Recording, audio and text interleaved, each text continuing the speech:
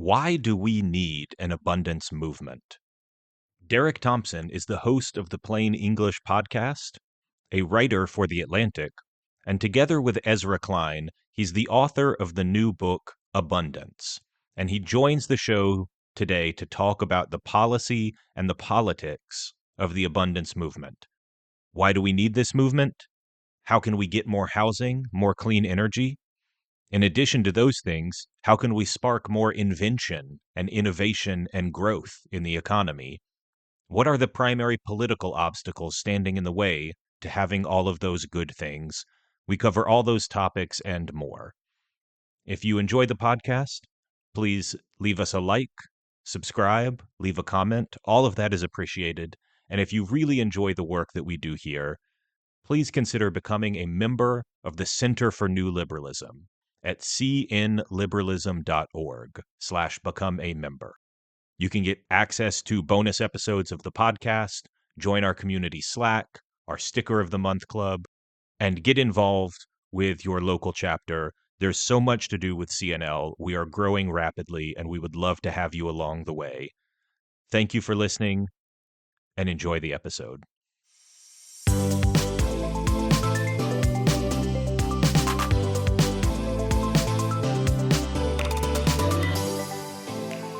Welcome, everyone, to another episode of the New Liberal Podcast, part of the Center for New Liberalism.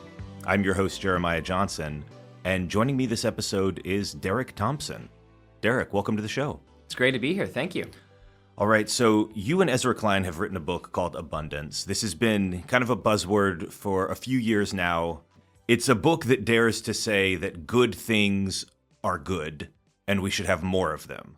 Is that basically the idea? Well, that's certainly something close to the first sentence, right? I mean, we definitely believe that there are some basic essentials to material prosperity: housing, energy, high-quality governance, excellent science, scientific breakthroughs, and technology policy is a really big part of the latter half of this book.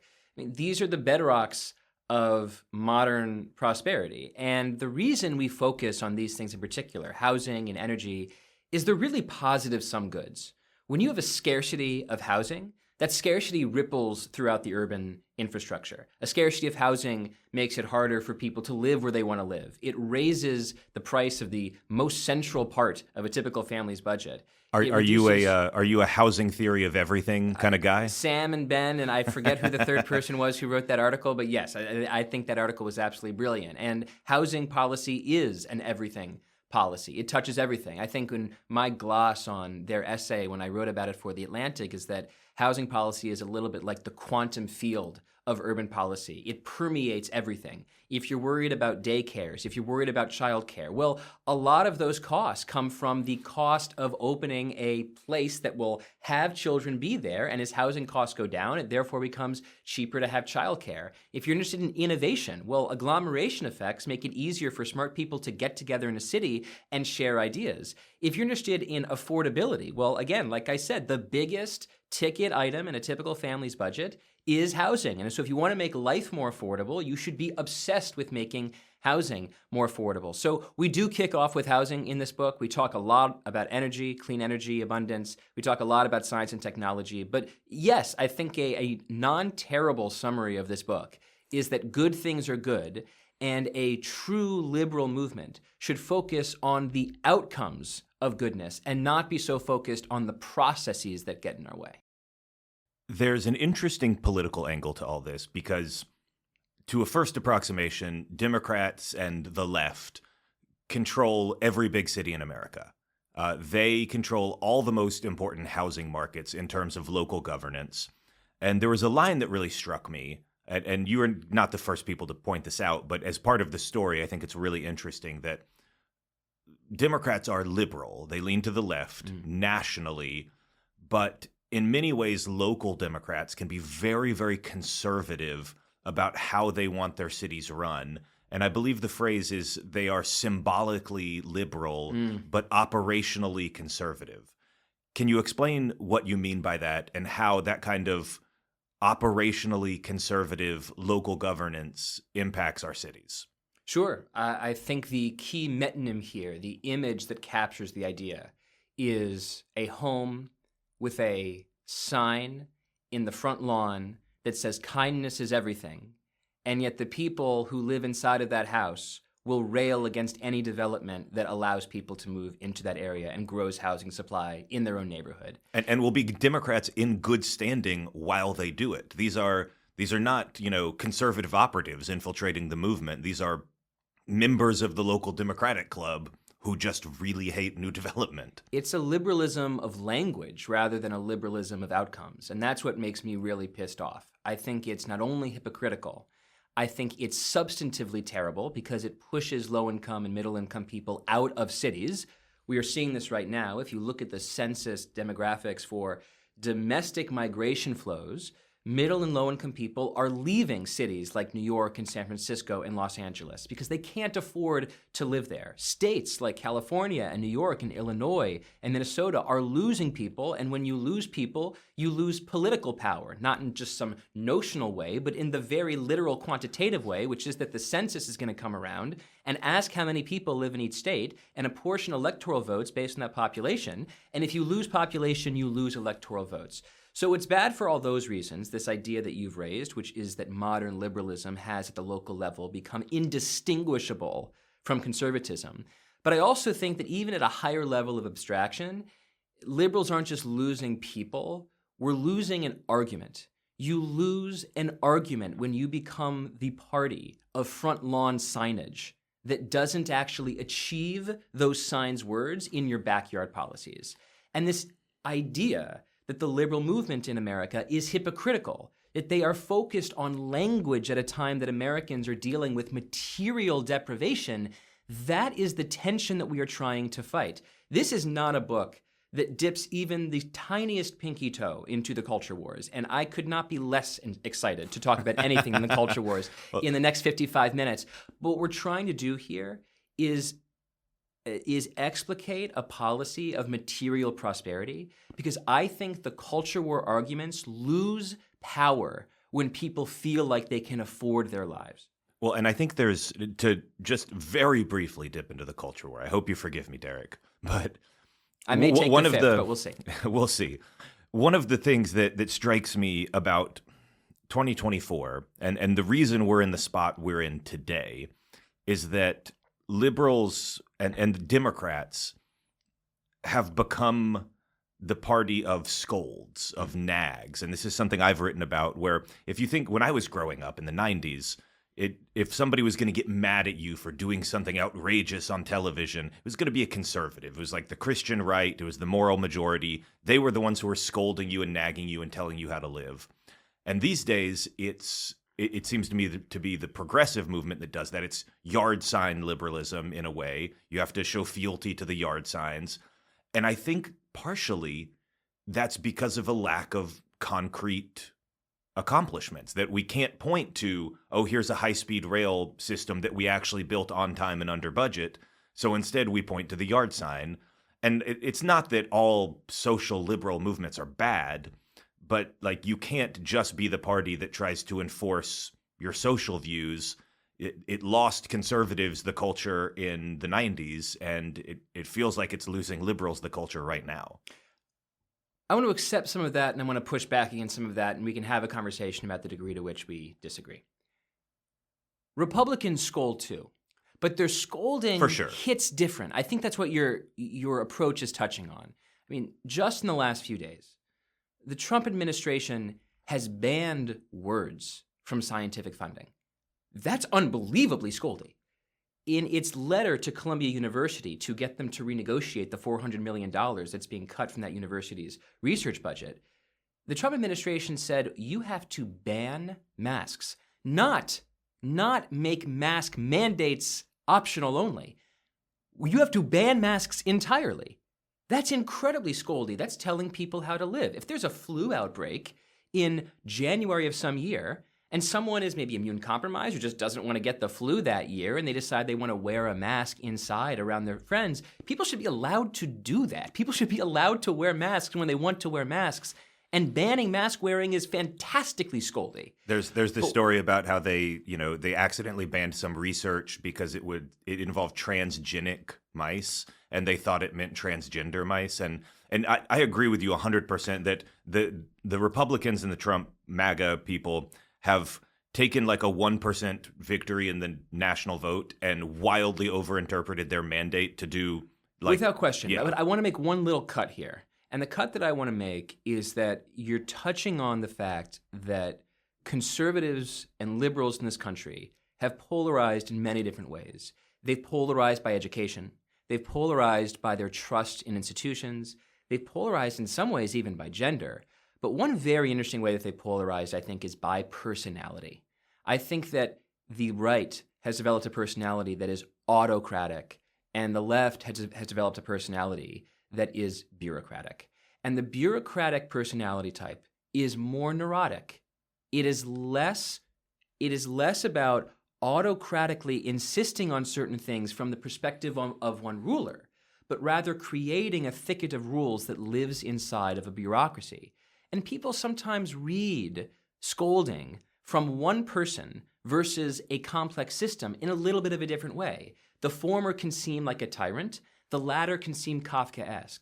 And the reason I think all of this makes contact with our book is that over and over again, throughout these chapters, you see that liberals have made process their North Star rather than outcome. That is a bureaucratic instinct, to be obsessed with process to the point that you don't actually achieve your outcomes.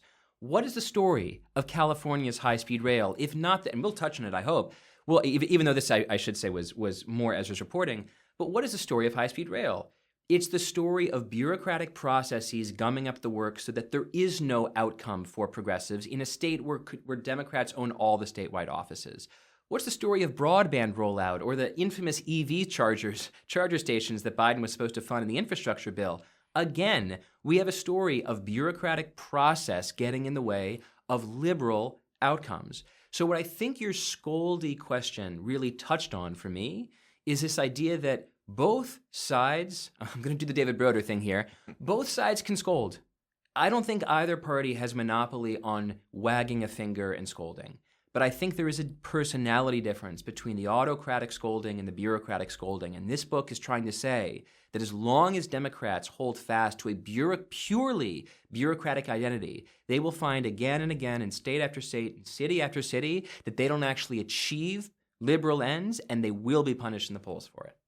So let's bring it back to the book. That's enough culture war for us now. I promised it would only be a bit. Did I do a good job of filibustering around the culture war thing to I think not so. actually talk about the culture wars at all? I think so. And I mean, your point is well received. I think that, like I said, the MAGA movement is wildly over-interpreting its mandate that it has at this moment, and they're going to be punished for it in the polls come the midterms.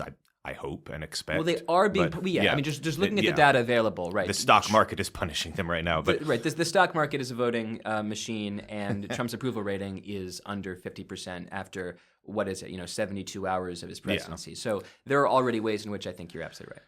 But so to take it back, that kind of bureaucratic versus autocratic discussion, there's another interesting part of your book where you guys discuss the idea of political legitimacy. What makes a government legitimate? And liberals and progressives have seemed to landed on this idea that things are legitimate when you follow the rules, when there are very clear rules laid out and you follow the process. And you talked about the love of process over outcomes. At certain points, I've called them processives instead of progressives because they really value process over progress. But one of the quotes, and I'm going to paraphrase this, but, legitimacy basically doesn't just come from following the rules. That's one way you can be legitimate as a government, is to follow the law, do things by the book. But the public also cares that you are capable and that you get things done quickly and that you, in a broad sense, enact the public will. And there's kind of, I think about, like, if all the rules brought you to this point, of what use were the rules, kind of a thing. So how do you think about that, the balance between we have to following the law is good, to some, obviously, most of the time, but also, like, accomplishing things is good. And the public wants things to get done. Yeah. I think some people look at Ezra and my argument and say, all you want to do is just deregulate. You're just Milton Friedmanites. You just want to deregulate everything. You want to deregulate the housing markets. You want to deregulate energy. You want to strip away all of the rules and bring us back to 1920 or 1880, where industry can run roughshod over the citizenry and it's robber barons as far as the eye can see. I don't feel that way at all. In a way, the thing we want to deregulate is government itself.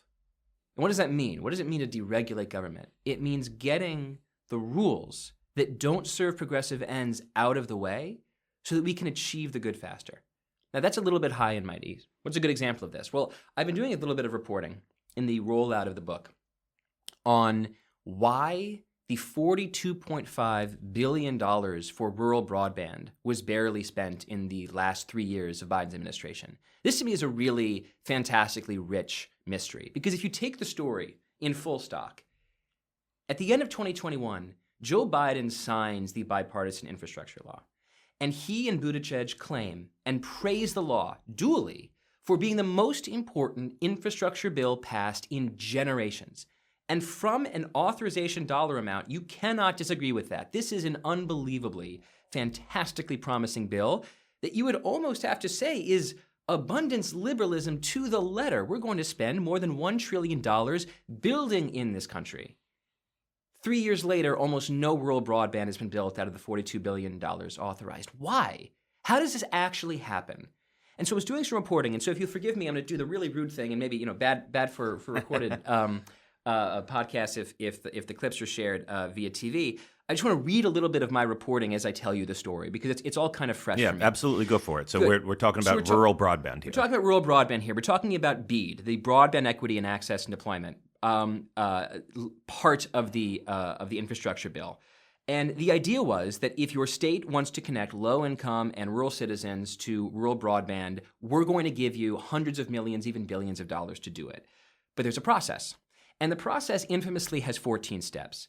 And of those 14 steps are the following. The FCC has to draw internet coverage maps to determine which parts of the country actually do have equity and connection problems. Then the states can challenge the map. They can say, oh, you said that Northwest North Carolina doesn't have any or has a lot of access, but actually we think it doesn't have enough access. So there's a challenge period. Then the Commerce Department asks the states to submit several rounds of proposals and a plan, a letter of intent, a 5-year plan, a funding proposal. They go back to the states. The states draft their documents. They say, here's our equity matrix to make sure that we're going to hire people that check a lot of progressive boxes. We're going to have a bidding process that's fair. We're going to sell the broadband in a way that's low income. They send their documents to the Commerce Department. The Commerce Department says, not quite. You didn't quite get it exactly right. So we're actually going to send it back to the states. So the states have to fill it out again, and then they send it back to the Commerce Department. And at this point, because all the states are filling out their own proposals, the Commerce Department can't work on all these proposals in an expeditious way, so there's unbelievable delays in actually getting the paperwork back to the states. Now, finally, when it's time to build, you want to build in like North Carolina again, but there's still fights over the coverage map about where exactly you can and can't build based on the FCC determining where equity actually needs to be met.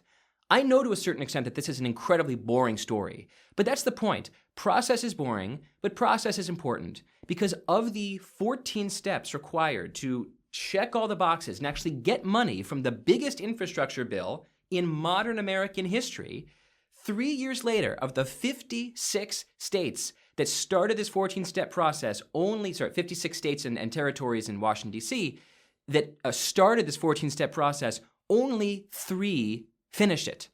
3 of 56 after 3.5 years. That's pathetic. I mean, what can you possibly say about this except that's pathetic? And I don't have an individual to blame here. What we can blame is the system. Mm-hmm. What we can say for sure is that 4 calendar years today, after the infrastructure bill was passed, only 3 states and territories out of the 56 that started this march of death have actually finished it. And 0 rural Americans have gotten broadband. 0. And we haven't even gotten to the fact that once you start spending the money or try to spend the money, it can be tied up in local environmental review and permitting and siting problems and workforce development problems. This is an enormous problem. And again, it's a problem at least 2 levels. It's a substantive problem because liberals aren't achieving their goals. If you're the person, the legislator or the person in the legislator's office who wrote the language of the $42 billion to be spent, did you want to build nothing and then turn over this program to a Trump administration that's going to effectively stop the program entirely? No, you wanted to. Why did you get into government? You got into government to change people's lives, not to write numbers on a piece of paper that would never make contact with the physical world. But nothing's changing. So we have to look at the system itself, the system that is responsible for protecting a world and a style of stasis. And if we can't find space to be embarrassed by this and change, what we're going to find in state after state and city after city is that liberal aims will die upon contact with the physical world precisely because of problems like this. And we will turn over power to a Republican Party that will just slash and burn all of our priorities to start. And this is one of the insidious things to me, is that you go through this kind of process and you list out all the different things, and any individual part can generally be defended. Like, oh, this exactly. This step makes sense. We care about this group, so we should include them. We care. Any individual part is not that bad on its own, but it's the layers and layers and layers of it. And like you said, it eventually just ends up with, well, all the money's been allocated. But now I think what's happening with rural broadband actually is they're just going to change it to be for Starlink. It's just going to be subsidies for Elon Musk. I'm glad you brought it there because what Republicans are doing right now in Washington is not just destroying government, but destroying government to take it over, right? Destroying government and purging all the progressives who work there so that they can open a cryptocurrency reserve that just happens to invest in all of the tokens owned by David Sachs, their top tech advisor. They're changing telecom strategy to become essentially a gift to Starlink, right? This is classic, frankly, Gilded Age shit. I mean, this is the state getting in bed with a robber baron and essentially saying we're going to be your handmaiden. You scratch our back, we'll scratch yours, and we'll ensure that we have the tariff you are policy from the Gilded Age too. We sure are very interested in resurrecting a lot of stuff from the Gilded Age. And I mean, health was quite bad in the Gilded Age as well. And with the measles outbreak is unfortunately trying to turn back the clock there too. But this speaks to the importance of, I think, our project. We need an opposition movement in this country that is popular, that is strong, and that is effective. And right now, we have an opposition movement with the Democratic Party that is unpopular and weak and ineffective in the places where it has the most power. We can't build rural broadband with a Democratic administration in Democratic states. You can't blame Donald Trump for that. Can't blame Elon Musk for that. You cannot blame a single Republican for that. The failure is owned entirely by liberals working with liberals.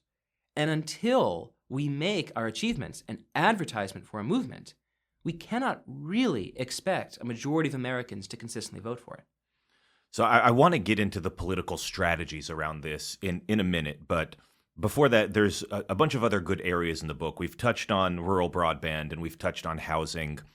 One of the other things that, like housing, is really fundamental to the economy is energy. It literally powers everything we do. If you're listening to this podcast right now, it's because you have electricity in some way. You've charged a battery, you're at home, energy powers our factories and heats our homes, and it's in some ways the fundamental input to the economy. If energy gets cheaper, everything is better in the economy.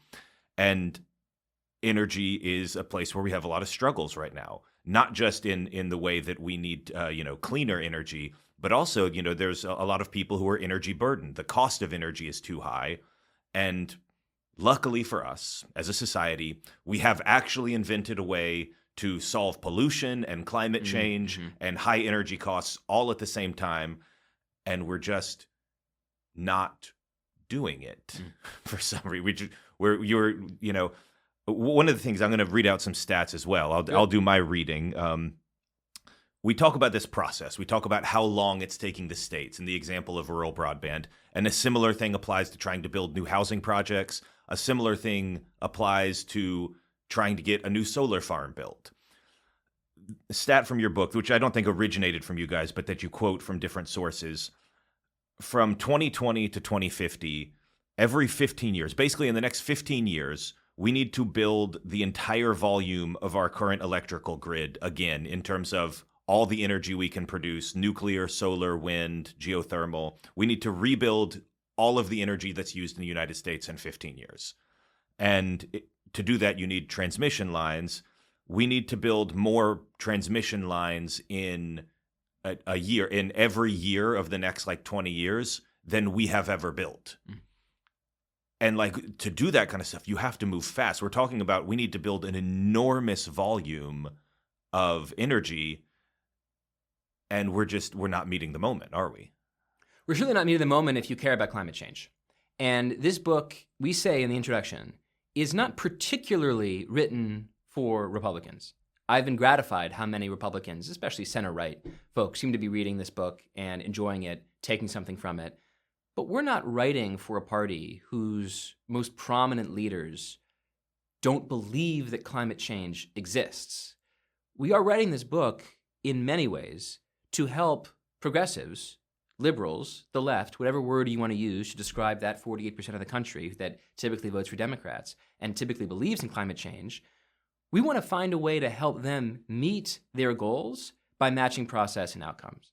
And right now, the Democratic Party just isn't doing that, right? The Manchin permitting reform bill was not taken up by the Biden White House as some kind of incredibly important policy that had to be passed, because without its passing, we can't possibly achieve all of the 2035 and 2050 clean energy goals that Biden has articulated. Instead, there was this kind of awkward embarrassment that, well, in order to get Republican buy-in, we also have to allow some natural gas to be exported, and we also have to allow some fossil fuels to be drilled. And as a result, the environmentalist groups came up and said this bill is an absolute shanda and it cannot possibly exist. Biden was kind of caught in the middle and didn't really want to stick his neck out there. And as a result, the bill just kind of died when it should be absolutely fucking fundamental to climate change. There are only two ways to meet our climate change goals.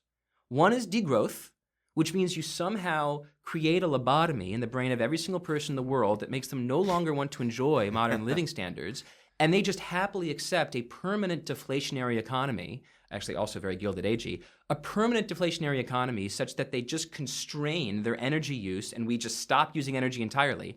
That actually wouldn't fix climate change because all the carbon dioxide that's in the atmosphere is going to remain there anyway for a good amount of time. So we do eventually want to build carbon removal technology. But so degrowth is one path. I think it's dumb. I think it's politically unpopular. I think it's frankly politically suicide. But at least it's a door. At least it's an ethos, right? As the Big Lebowski would say. And on the other hand, you have to build the technology that we've invented. You have to build solar. You have to build wind. You have to expand and build enhanced geothermal. You have to build more nuclear.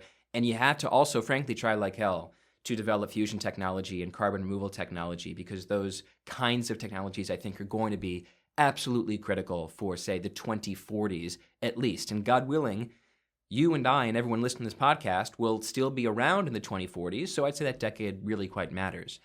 I don't think that enough liberals take their own arguments on climate change seriously.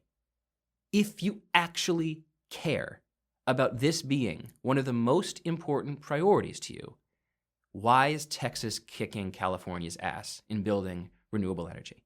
Why? It's a pretty simple answer, yeah. It turns out that while markets might not be progressives' friend across the board, markets are your friend when it comes to changing the physical world and building.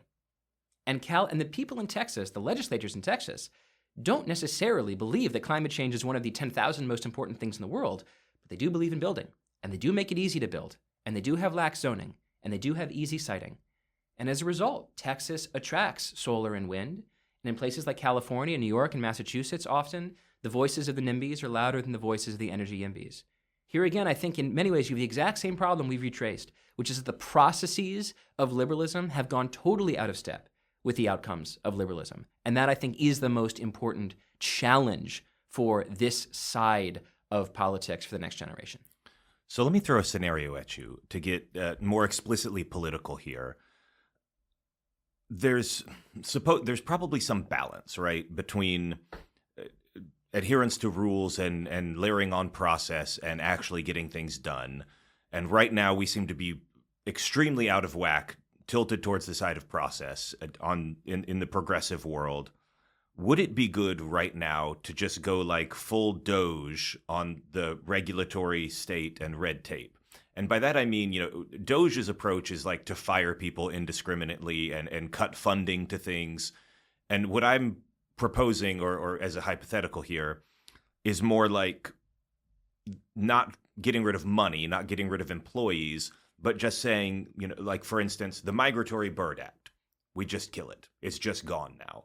The endangered, I don't know about the Endangered Species Act, but like NEPA, just kill NEPA. Just there's these lists of rules and some of them have reasons to exist, certainly, but it seems like we've reached the point where would migratory birds actually be any better off if we keep the Migratory Bird Act in place and they all die because of climate change, because we didn't act fast enough?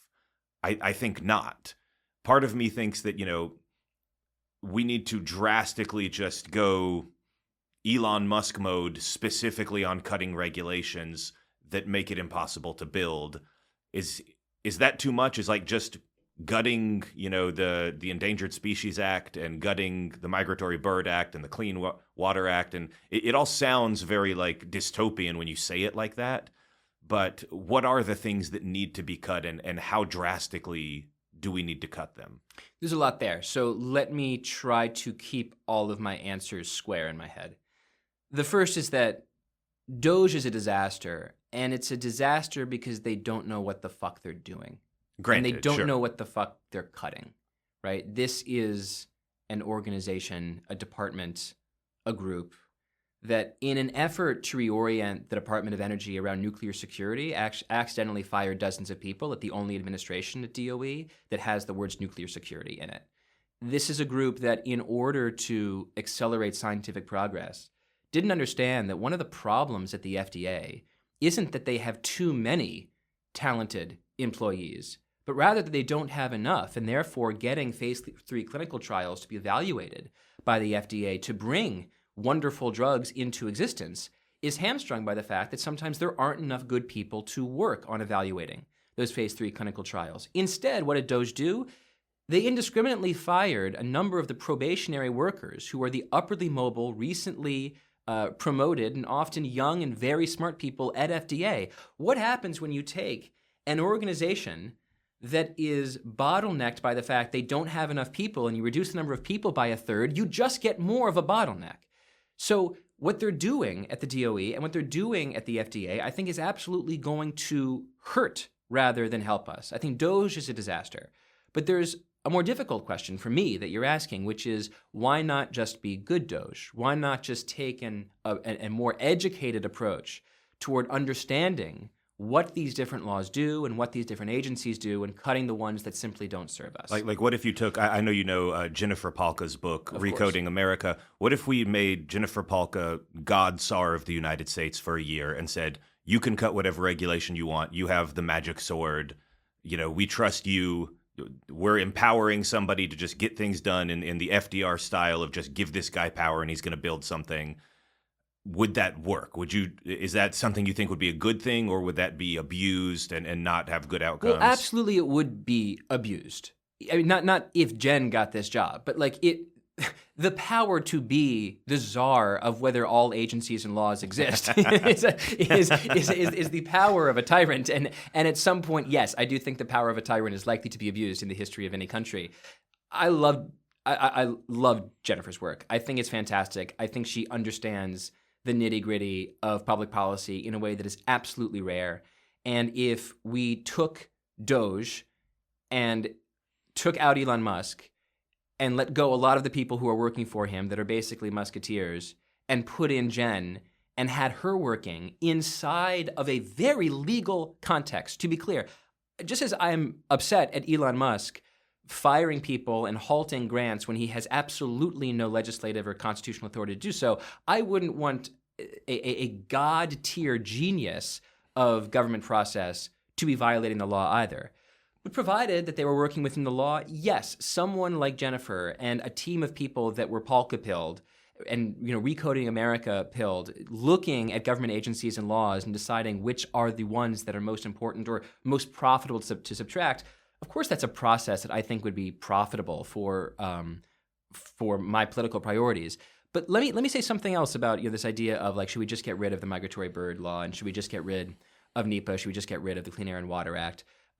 It's my sense, and I don't want to represent myself as being some incredible expert on environmental law here, but it's my sense that some of these laws govern outcomes, and some of these laws are a blank checkbook for process. The Clean Air and Water Act were fantastically successful. I mean, we have statistics in this book about just how goddamn dirty the air and water in this country was in the 1940s and 1950s.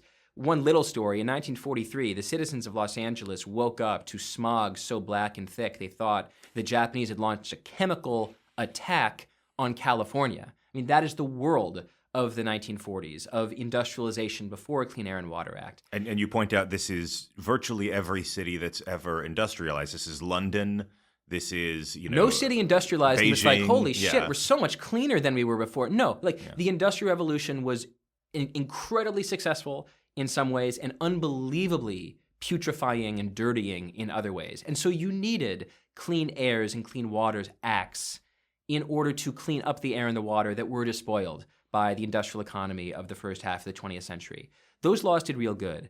But they did real good, I think, by creating specific laws, by aiming for specific outcomes of parts per million in the water and parts per million in the air and regulating tailpipe emissions. NEPA opens a door, opens a blank check to endless environmental review sessions that delay something like a new apartment complex in San Francisco by years, thereby making it harder for Americans in California to live densely, so they have to sprawl into the suburbs, and guess what? That turns out to be worse for climate change and in many ways for housing costs as well.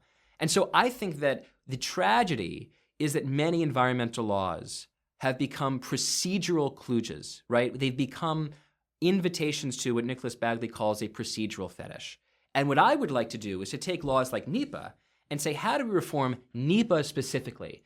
Maybe what we do is we create many more exclusions, right? We say, here are a bunch of different types of projects that you simply cannot have NEPA or CEQA or other state-specific NEPA equivalents. They cannot be relevant to these construction projects. You simply cannot raise the objection in the first place. You could also, I think, experiment a little bit with time-based governance and say, we're going to have a review process of permitting and environmental challenges that lasts 6 months, and then there's going to be a city council vote. It's not going to be 2 years between the developer decides that he or she or they want to start an apartment building complex, and then the apartment building complex is actually voted on for the first time by the city government. No, instead what you say is you use sort of like the opposite of Parkinson's law. Instead of work expanding to fill the time allotted, instead you say, we're going to get this done in 6 months. Everyone, just do whatever you have to do to get this done in 6 months, because there's going to be the final vote then. Maybe working with time constrictions in that way can allow certain voices to be heard, allow objections to be raised, we don't want to go necessarily all the way back to Robert Moses, flattening low-income minority neighborhoods and just building highways without any kind of citizen feedback. But also I think it creates a way of allowing feedback to be channeled toward expediency so that we actually build what we intend to build. I think the outcome thing is really important. And you're right that the Clean Air and Clean Water Act are better examples of essentially you got to get the particulate level to this, parts per million. You figure out how to do it. If you don't, we're coming after you. But it's not, like you said, it's not a review process that just stops you from doing anything. You can do what you need to do, just meet the standard. Right. And I think a lot of people in construction would like that. People listening might know more about the legislative language. There might be parts of those laws that are absolutely invitations to Bagley's procedural fetish. But I also think that there is a very important difference between outcome-based legislation in environmentalism and process-based legislation. And many of the problems that I see are process-based invitations to stop any effort to change the physical world, even when those changes to the physical world to build housing and clean energy would clearly advance progressive aims. So we've talked a lot about energy, building things, building housing. And we do that a lot on this podcast. Listeners are very familiar with some of these arguments. One of the things that I think is an interesting turn in the book that is sometimes less covered by the abundance movement, at least in the corners of it that I hang out in, is arguments about the need for greater scientific invention. So can you tell me about how that ties into the broader argument of the book? Obviously, we all know to build more housing is to make housing cheaper, to build more energy is to make energy cheaper. But what is the similar dynamic at play, I guess, with the way that we are inventing new things just as a species? Yeah, I think America doesn't just need an abundance agenda. I think we need an invention agenda. Scientific breakthroughs and technological developments are the pacemaker of progress. It's just that simple. The reason the 2020s are better than the 1920s and better than the 1820s isn't because human biology changed. It's not because human psychology changed. It's because technology changed. And so we have fewer famines, and we have fewer deaths from infectious disease, and we have fewer deaths from bacteria.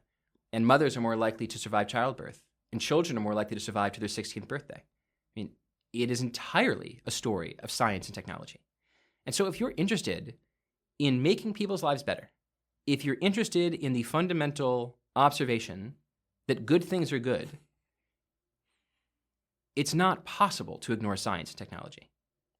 That's the headwater from which goodness flows. That's the whole thing. It's the whole fucking thing. And so I think we should be much more obsessed with science and technology on the left, and much more obsessed with how to use science and technology as tools to build a better future. Do you buy the Tyler Cowen argument that like we've got to focus on just, GDP growth and technology growth, and that in the long run that's all that matters? I agree with him 78.3%.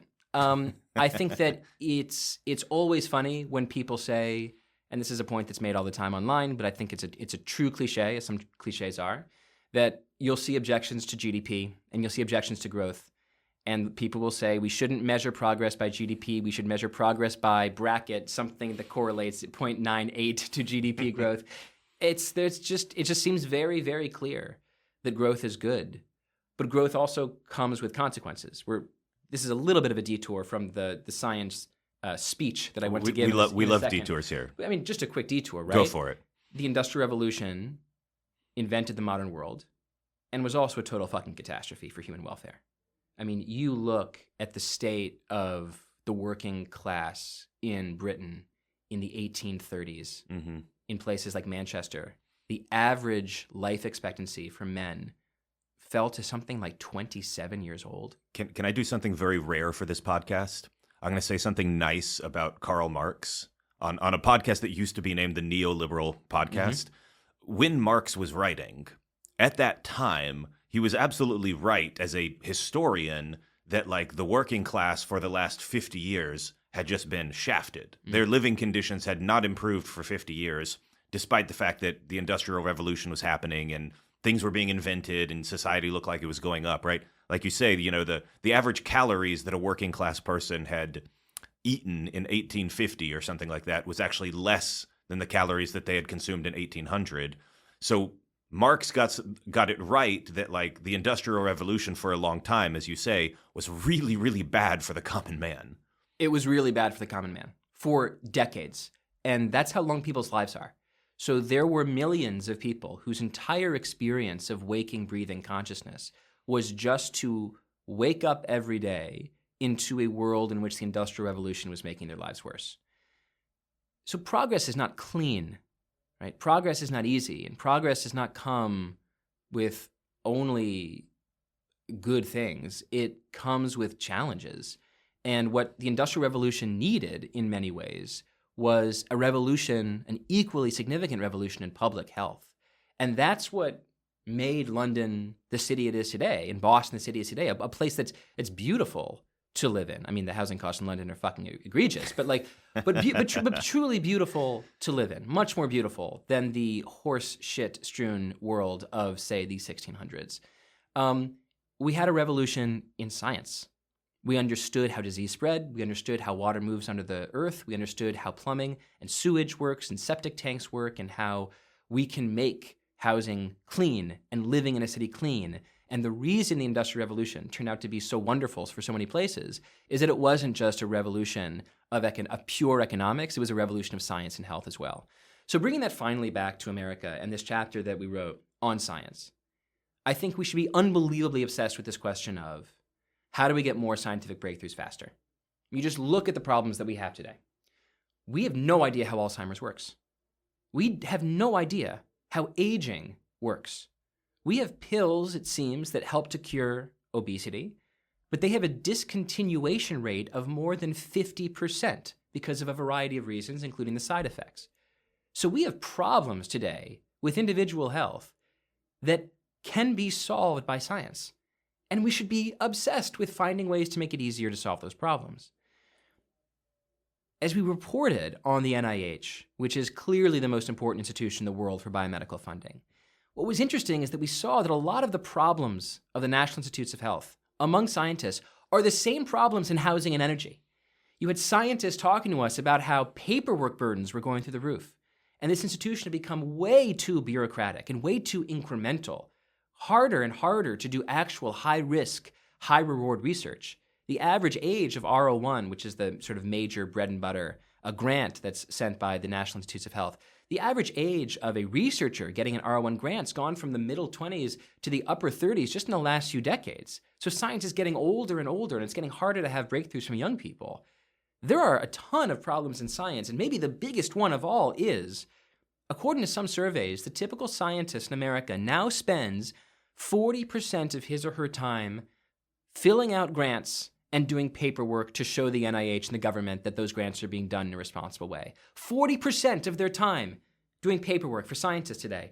As we say in the book, if there were like a chronic fatigue disorder disease that struck the entire American Academy at once, such that every single scientist in America had to sleep between January and late May of every single year, we'd be like, this is an absolute disaster. How do we solve this mysterious disease? Except this is a disease that came not from some exogenous source or, wet market or lab. It came from us. It came from our laws. And so a lot of this chapter is about looking very seriously at the history of the NIH and thinking about ways to reform it. And the reason I think this is so important as a bigger picture message, even if you listen to my whole spiel and you said, Derek, I actually don't really care about science. This isn't just about science. It's about a spirit of institutional renewal. In many ways, the most important gene in the polygenic profile of abundance is this idea of institutional renewal. Liberals should be obsessed with understanding how institutions work so that we can reform them in our own time before the Republican Party gets power and smashes them down. And right now, I think, unfortunately, one thing that is difficult for the left is that we live in a world of anti-establishment fervor and anti-institutional rage. And because of a variety of shifts, including what Matt Iglesias calls the crank realignment, all the anti-institutional folks are voting Republican, and it's made the remaining Democrats a group of people that sometimes I think feel like they have to reflexively defend the status quo even when the status quo is shit. That's not a personality type. That's not an identity. That's not a brand that's going to thrive in an angry world. Mm-hmm. We need to find a way to be smartly angry about what doesn't work in housing, in energy, and yes, at the NIH. Well, and this gets into kind of the coalitional politics on the left, where I think there's going to be real difficulty, like you said, in selling some of this because, unfortunately, I worry that DOGE has poisoned the idea with Democrats, like that government efficiency is now a swear word that is just going to be mocked and, tossed into the lake of fire, never to be seen again.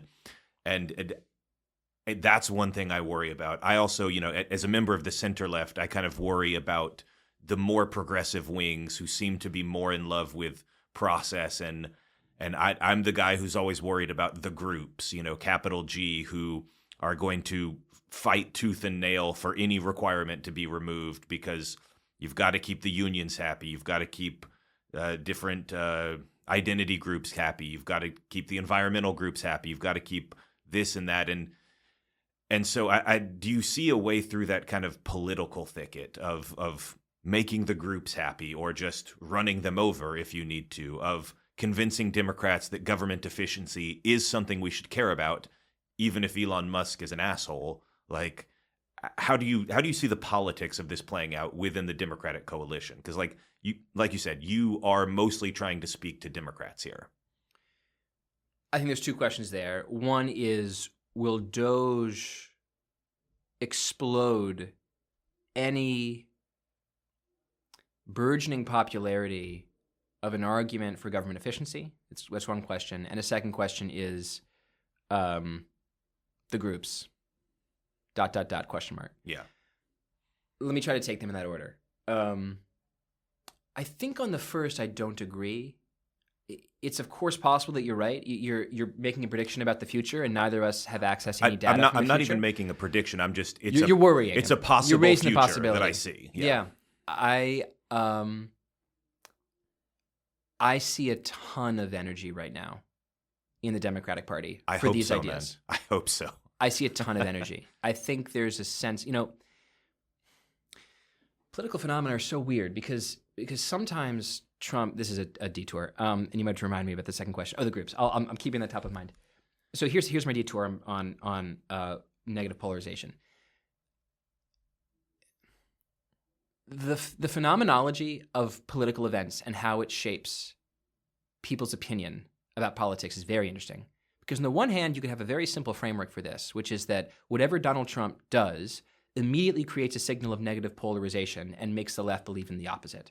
I just saw some reporting that I think was shared by David Shore on how today the people most likely to say that they are very pro-free trade are not moderates or liberals, but people who self-identify as very liberal. Donald Trump has essentially turned self-ID very liberal Americans into neoliberals. That is I love it. That is an example of pure negative polarization. And what I fairly take your question to mean is that, are we also afraid that Musk will negatively polarize the case for government efficiency? I'm less worried about that. What I see on the House and what I see in terms of the response to this book is a lot of people taking our claims very seriously because the outcomes that we're pointing to are so hard to debate. You can't debate the fact that housing is broken in San Francisco. You can't debate the fact that the 5 states with the highest rates of homelessness are all currently run by Democrats. You can't debate the fact that Texas is building clean energy faster than California. You can't debate the fact that broadband spend for rural outreach was a catastrophe and that basically no EV charger stations were built with the $1.7 or whatever it was $billion allocated in the infrastructure bill. I think we have on our side a set of statistics and outcomes that are just so damn true and so damn hard to disagree with that it increases the salience of the question, how the fuck did this happen? And if you ask that question seriously, then you have to take seriously the fact that government needs to be more efficient. If we define government efficiency as achieving your outcomes quickly rather than achieving your outcomes not at all. So I'm less concerned about the Doge negative polarization point. But of course, it could happen. Life is long, politics is weird, and I don't have a crystal ball. The second question is tough. What do you do about the groups? Which at an even higher level is something like the question, what do you do about the fact that there are people who are non-Republicans, who are Democratic voters, who don't agree with me, who don't agree with our diagnosis for the relationship between modern environmentalism, which is anti-build, and our politics, which is pro-build. I think a lot about this question of what is a politician's responsibility to listen? Who do you have to listen to, and how do you have to show them that you're listening? And this is a story that makes contact with the question of the groups, but maybe only in an orthogonal way. I was talking to a mayor in a southern city about a city council meeting where 50 people come to the city council meeting in order to protest new development. And maybe one or two people at the city council meeting are actually for the new development being stood up. And this is a place where tons of people are moving, and housing might be the most important issue for actual voters in a southern city. And the mayor said that the city council that he sat on ended up voting against the development. And I said, I really think that it's important for people like you to show political courage, to say to the 50 people that have shown up to this meeting, to offer their voice, citizen voice, to offer their NIMBY response to the prospect of new development.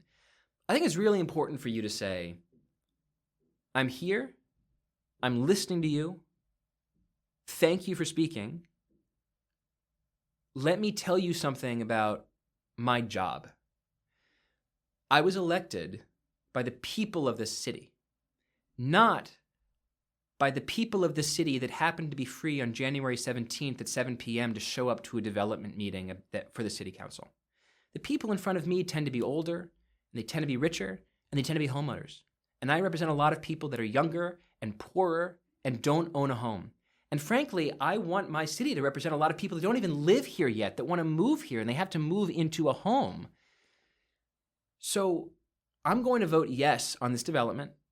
I'm going to vote yes over your objections. And it's not because I don't represent you. It's because for every one person at this meeting, for every scarce person at this meeting who's saying, yes, I want this development, there's 10,000 people who aren't at this meeting that will be helped by housing abundance in this city, right? I want Democrats to be able to make that argument about balancing the power, or the need, I should say, for bureaucratic listening with the urgency of political courage.